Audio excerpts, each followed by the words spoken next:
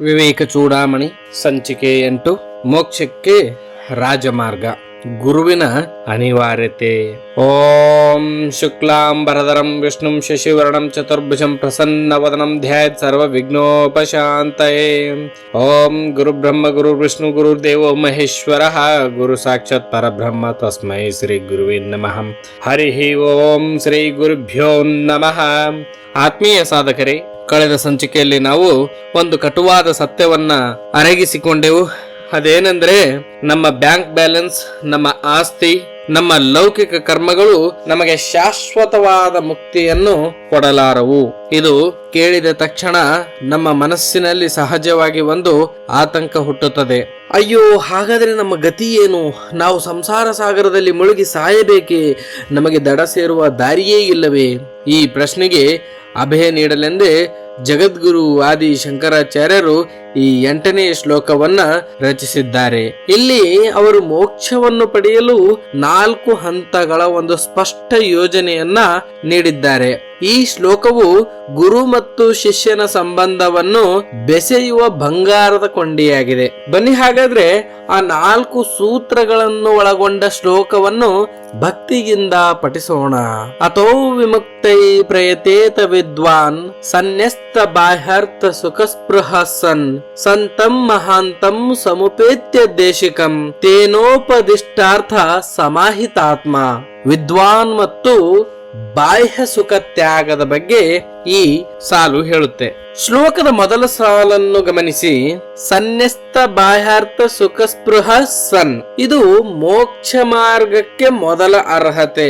ಯಾರು ಹೊರಗಿನ ವಿಷಯ ಸುಖಗಳ ಮೇಲಿನ ಆಸೆಯನ್ನು ಬಿಡುತ್ತಾನೋ ಅವನು ಮಾತ್ರ ಪ್ರಯತ್ನ ಮಾಡಲು ಅರ್ಹ. ಶೃಂಗೇರಿ ಮಹಾಸ್ವಾಮಿಗಳು ಇಲ್ಲಿ ಒಂದು ಅದ್ಭುತವಾದ ಎಚ್ಚರಿಕೆ ನೀಡ್ತಾರೆ. ಗಮನಿಸಿ, ಶಂಕರರು ವಸ್ತುಗಳನ್ನು ಬಿಡು ಎಂದು ಹೇಳಿಲ್ಲ, ವಸ್ತುಗಳ ಮೇಲಿನ ಆಸೆಯನ್ನು ಬಿಡು ಎಂದು ಹೇಳಿದ್ದಾರೆ. ಉದಾಹರಣೆಗೆ, ಜನಕ ಮಹಾರಾಜ ಅರಮನೆಯಲ್ಲಿದ್ದ. ಅವನ ಸುತ್ತಲೂ ಬಂಗಾರ, ರೇಷ್ಮೆ ಎಲ್ಲವೂ ಇತ್ತು.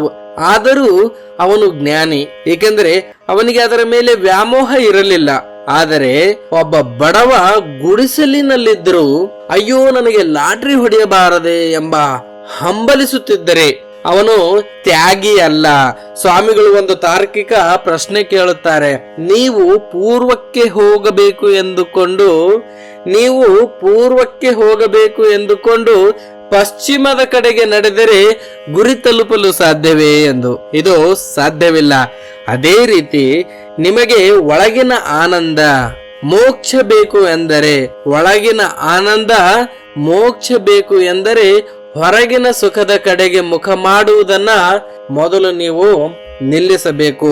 ಒಂದೇ ಸಮಯದಲ್ಲಿ ಸಂಸಾರವನ್ನು ಅನುಭವಿಸುತ್ತೇನೆ, ಮೋಕ್ಷವನ್ನೂ ಪಡೆಯುತ್ತೇನೆ ಎಂದರೆ ಅದು ನಡೆಯದ ಮಾತು, ಆಗು ಹೋಗದ ಮಾತು. ಆದ್ದರಿಂದ ಮೊದಲ ಹೆಜ್ಜೆ ವೈರಾಗ್ಯ, ಹೊರಗಿನ ಪ್ರಪಂಚದ ಆಟಿಕೆಗಳ ಮೇಲಿನ ಮೋಹವನ್ನು ಕತ್ತರಿಸುವುದು. ಇನ್ನು 2ನೇ ಸೂತ್ರ ಏನು ಅಂದ್ರೆ, ಸಂತಂ ಮಹಾಂತಂ ದೇಶಿಕಂ. ವೈರಾಗ್ಯ ಬಂತು, ಈಗ ಮುಂದೆ ಏನು ಮಾಡಬೇಕು? ಕಾಡಿಗೆ ಹೋಗಿ ಸುಮ್ಮನೆ ಕೂರಬೇಕೇ? ಇಲ್ಲ. ಶಂಕರಾಚಾರ್ಯರು ಹೇಳ್ತಾರೆ, ಒಬ್ಬ ಮಾರ್ಗದರ್ಶಕನನ್ನು ಹುಡುಕು. ಎಂತಹ ಮಾರ್ಗದರ್ಶಕ? ಶ್ಲೋಕದಲ್ಲಿ 3 ವಿಶೇಷಣಗಳಿವೆ. ಸಂತಂ ಮಹಾಂತಂ ದೇಶಿಕಂ, ಸಂತಂ ಮಹಾಂತಂ ದೇಶಿಕಂ. ಮೊದಲನೇದಾಗಿ ನಾವು ಸಂತಂ ಅಂದ್ರೆ ಏನು ಅಂತ ತಿಳ್ಕೊಳ್ಳೋಣ. ಯಾರು ಶಾಂತರಾಗಿದ್ದಾರೋ ಅವರು. ನೋಡಿ, ಉರಿಯುತ್ತಿರುವ ಒಲೆಗೆ ಇನ್ನೊಂದು ಉರಿಯುತ್ತಿರುವ ಕಟ್ಟಿಗೆಯನ್ನು ಹಾಕಿದರೆ ಶಾಖ ಹೆಚ್ಚಾಗುತ್ತದೆ. ಆದರೆ ಉರಿಯುತ್ತಿರುವ ಕಟ್ಟಿಗೆಯನ್ನು ತಣ್ಣಗಿರುವ ನೀರಿನಲ್ಲಿ ಮುಳುಗಿಸಿದರೆ ಶಾಂತಿ ಸಿಗುತ್ತದೆ. ನಮ್ಮ ಮನಸ್ಸು ಸಂಸಾರದ ಬೆಂಕಿಯಲ್ಲಿ ಬೇಯುತ್ತಿದೆ. ನಮಗೆ ಬೇಕಾಗಿರುವುದು ಕೋಪಿಷ್ಟ ಗುರುವಲ್ಲ, ಚಂದ್ರನಂತೆ ತಂಪಾಗಿರುವ ಶಾಂತವಾಗಿರುವ ಗುರು. ಇನ್ನ 2ನೇದಾಗಿ ಮಹಾಂತಂ ಅಂದ್ರೆ ಏನು? ಮಹಾಂತಂ ಅಂದ್ರೆ ಯಾರು ಮಹಾನ್ ಆಗಿದ್ದಾರೋ ಅವರು. ಏನಿದು ಮಹಾನ್ ಅಂದ್ರೆ? ಯಾರು ಬ್ರಹ್ಮಜ್ಞಾನವನ್ನು ಅನುಭವಿಸಿದ್ದಾರೋ ಅವರು ಕೇವಲ ಪುಸ್ತಕ ಓದಿ ಪಾಠ ಮಾಡುವವರಲ್ಲ. ಯಾರು ಸ್ವತಃ ಈಜಬಲ್ಲರು, ಅವರು ಮಾತ್ರ ಇನ್ನೊಬ್ಬರನ್ನು ದಡ ಸೇರಿಸಬಲ್ಲರು. ಇನ್ನು ಮೂರನೆಯದಾಗಿ ದೇಶಿಕಂ. ದೇಶಿಕಂ ಅಂದ್ರೆ ದಾರಿ ತೋರಿಸುವವರು. ಗುರು ಎಂಬುವವರು ಕೇವಲ ಮೂರ್ತಿಯಲ್ಲ.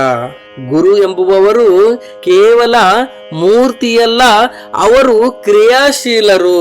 ಶಿಷ್ಯನಿಗೆ ಎಲ್ಲಿ ಎಡವಟ್ಟು ಆಗುತ್ತಿದೆ ಎಂದು ತಿದ್ದಿ ಸರಿಯಾದ ಮಾರ್ಗ ತೋರಿಸುವವರೇ ದೇಶಿಕರು. ಒಂದು ಸಣ್ಣ ಕಥೆ ಇದೆ, ತುಂಬಾ ಅದ್ಭುತವಾಗಿದೆ, ಅದನ್ನು ಕೇಳಿ ನೀವು.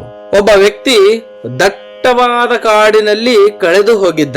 ಕಣ್ಣಿಗೆ ಬಟ್ಟೆ ಕಟ್ಟಿದಂತಾಗಿತ್ತು. ಅವನು ಕಾಪಾಡಿ ಕಾಪಾಡಿ ಎಂದು ಕೂಗುತ್ತಿದ್ದ. ಆಗ ಒಬ್ಬ ವ್ಯಕ್ತಿ ಬಂದು ಅವನ ಕಣ್ಣಿನ ಬಟ್ಟೆ ಬಿಚ್ಚಿ, ನೋಡು ಇದೇ ಊರಿಗೆ ಹೋಗುವ ದಾರಿ ಎಂದು ಕೈ ತೋರಿಸಿದ. ಇಲ್ಲಿ ಕಾಡು ಅಂದ್ರೆ ಸಂಸಾರ, ಕಣ್ಣಿಗೆ ಕಟ್ಟಿದ ಬಟ್ಟೆ ಅಂದರೆ ಅಜ್ಞಾನ.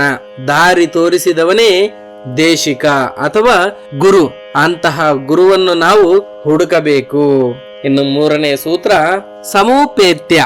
ಗುರುವಿನ ಹತ್ತಿರ ಹೋಗುವುದು ಹೇಗೆ ಎಂದು ಇಲ್ಲಿ ಹೇಳುತ್ತೆ. ಈಗ ಗುರು ಸಿಕ್ಕರು, ಅವರ ಹತ್ತಿರ ಹೇಗೋ ಹೋಗ್ಬೇಕು. ಹೇಗ್ ಹೋಗ್ಬೇಕು? ಶ್ಲೋಕದಲ್ಲಿದೆ ಉತ್ತರ. ಏನ್ ಹೇಳುತ್ತೆ?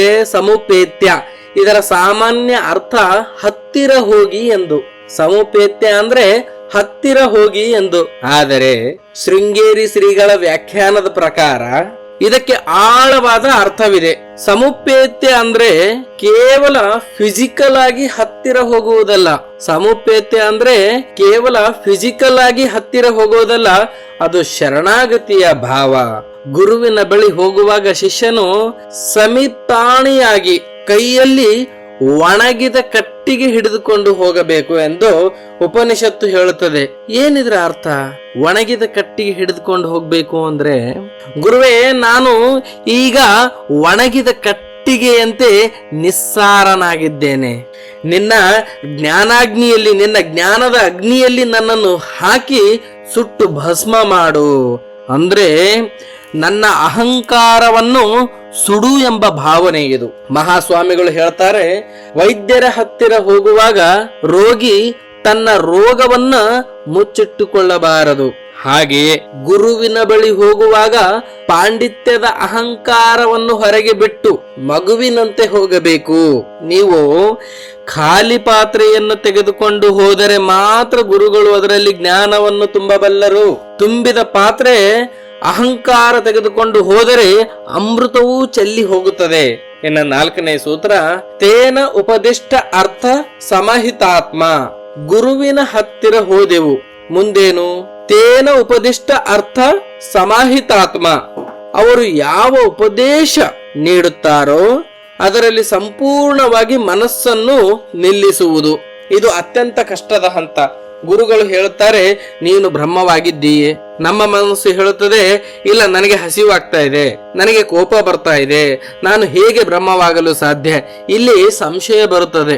ಆದರೆ ನಿಜವಾದ ಶಿಷ್ಯ ಏನು ಮಾಡುತ್ತಾನೆ? ನನ್ನ ಗುರುಗಳು ಹೇಳಿದ್ದಾರಂದ್ರೆ ಅದು ಸತ್ಯವೇ ಆಗಿರಬೇಕು. ನನ್ನ ಅನುಭವ ತಪ್ಪಿರಬಹುದು, ಆದರೆ ಗುರುವಿನ ವಾಕ್ಯ ತಪ್ಪಾಗಲು ಸಾಧ್ಯವಿಲ್ಲ ಎಂಬ ಅಚಲವಾದ ನಂಬಿಕೆಯಿಂದ ಧ್ಯಾನ ಮಾಡುತ್ತಾನೆ. ಇದನ್ನೇ ಸಮಾಹಿತಾತ್ಮ ಎನ್ನುವುದು.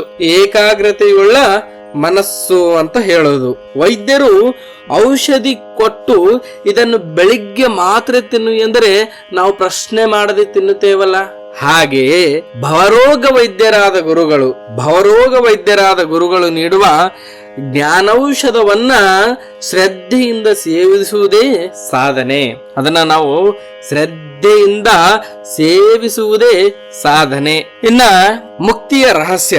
ಆತ್ಮೀಯರೇ, ಈ 8ನೇ ಶ್ಲೋಕದಲ್ಲಿ ಶಂಕರಾಚಾರ್ಯರು ಇಡೀ ವೇದಾಂತ ಸಾಧನೆಯನ್ನು 4 ಸಾಲಿನಲ್ಲಿ ಹಿಡಿದಿಟ್ಟಿದ್ದಾರೆ.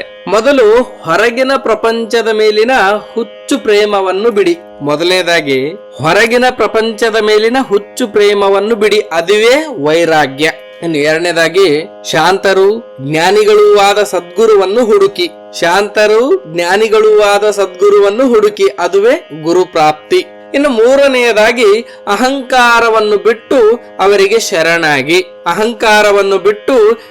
ಶರಣಾಗಿ, ಅದು ಪ್ರಪತ್ತಿ. ವೈರಾಗ್ಯ ಆಯ್ತು, ಗುರು ಪ್ರಾಪ್ತಿ ಆಯ್ತು, ಪ್ರಪತ್ತಿ ಆಯ್ತು. ಇನ್ನು 4ನೆಯದು ಅವರು ಹೇಳಿದ ಮಾರ್ಗದಲ್ಲಿ ಶ್ರದ್ಧೆಯಿಂದ ನಡೆಯಿರಿ, ಅದುವೇ ಸಾಧನೆ. ಯಾರು ಈ ಕ್ರಮವನ್ನು ಪಾಲಿಸುತ್ತಾರೋ ಅವರಿಗೆ ಮುಕ್ತಿ ಅನ್ನೋದು ಕಟ್ಟಿಟ್ಟ ಬುತ್ತಿ. ನಾವು ಎಷ್ಟೋ ಜನ್ಮಗಳಲ್ಲಿ ಏನೇನೋ ಪ್ರಯೋಗಗಳನ್ನು ಮಾಡಿದ್ದೇವೆ. ಈ ಜನ್ಮದಲ್ಲಿ ಆಚಾರ್ಯರು ತೋರಿಸಿದ ಈ ರಾಜಮಾರ್ಗದಲ್ಲಿ ನಡೆಯೋಣ. ನಮ್ಮ ಜೀವನದಲ್ಲಿ ಅಂತಹ ಸಂತ ಮಹಂತ ಗುರುಗಳು ಸಿಗಲಿ, ಅಥವಾ ಸಿಕ್ಕಿರುವ ಗುರುಗಳಲ್ಲಿ ಅಂತಹ ಭಕ್ತಿ ಮೂಡಲಿ ಎಂದು ಪ್ರಾರ್ಥಿಸೋಣ. ಮುಂದಿನ ಶ್ಲೋಕದಲ್ಲಿ ಅಂತಹ ಗುರುವಿನ ಬಳಿ ಶಿಷ್ಯ ಹೋಗಿ ಹೇಗೆ ಪ್ರಶ್ನೆ ಕೇಳುತ್ತಾನೆ ಎಂಬ ಸುಂದರವಾದ ದೃಶ್ಯವನ್ನು ನೋಡೋಣ. ಎಲ್ಲರಿಗೂ ಸದ್ಗುರುಗಳ ಅನುಗ್ರಹವಾಗಲಿ. ಹರಿ ಓಂ ತತ್ಸತ್.